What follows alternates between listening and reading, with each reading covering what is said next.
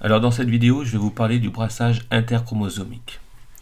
Alors, pendant la méiose 1, il se produit une répartition, une séparation des chromosomes homologues et un brassage de l'information génétique. Les chromosomes homologues vont en effet se placer aléatoirement de part et d'autre de la plaque équatoriale lors de la métaphase 1. Et au cours de l'anaphase 1, les chromosomes vont se séparer aléatoirement vers les deux cellules filles. Alors si on part d'une cellule qui a 2 N chromosomes égale 4, eh bien on aura donc 4 chromosomes, une paire de chromosomes, de grands chromosomes ici, et une paire de petits chromosomes.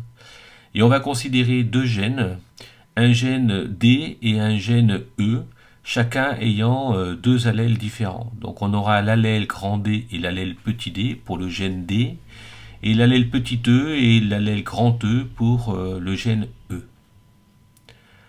Alors vous savez qu'à chaque division cellulaire, il y a préalablement une réplication de l'ADN. Donc si l'on a au départ des chromosomes qui possèdent une seule chromatide, et bien à la fin de la réplication, nous aurons donc 2 chromatides par chromosome.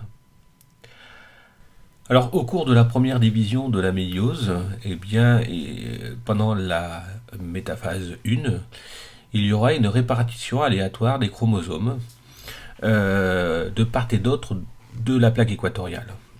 Du coup, il est possible d'obtenir 2 combinaisons possibles, c'est-à-dire que le chromosome portant le gène et l'allèle grand D peut partir du même côté que le chromosome portant le gène et l'allèle petit e.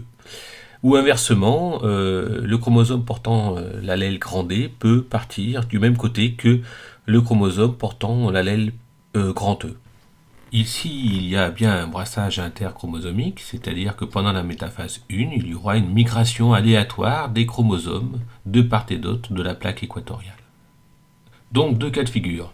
Soit on part du premier cas de gauche là et on obtiendra 2 cellules à l'issue de la méiose 1, ayant donc du coup l'allèle grand D et l'allèle petit e ensemble, ou l'allèle petit d et l'allèle grand e ensemble.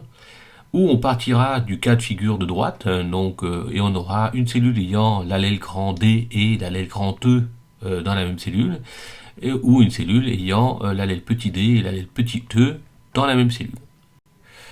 Donc il va falloir finir la méiose. Donc au cours de la deuxième partie de la méiose, il y aura séparation des chromatides sœurs de chaque chromosome.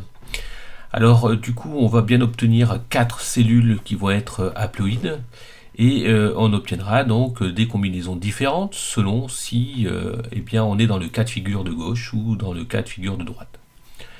Alors en termes de combinaisons possibles, on constate qu'ici on va avoir donc 4 cas de figure possibles, c'est-à-dire 25% des cellules gamètes auront les allèles grand D et petit e ensemble, 25% des gamètes auront les allèles petit d et grand E ensemble, 25% des gamètes auront les allèles grand D et grand E ensemble, et enfin 25% des gamètes auront les allèles petit d et petit e ensemble. Autrement dit, on aura 2 exposants, 2 combinaisons possibles.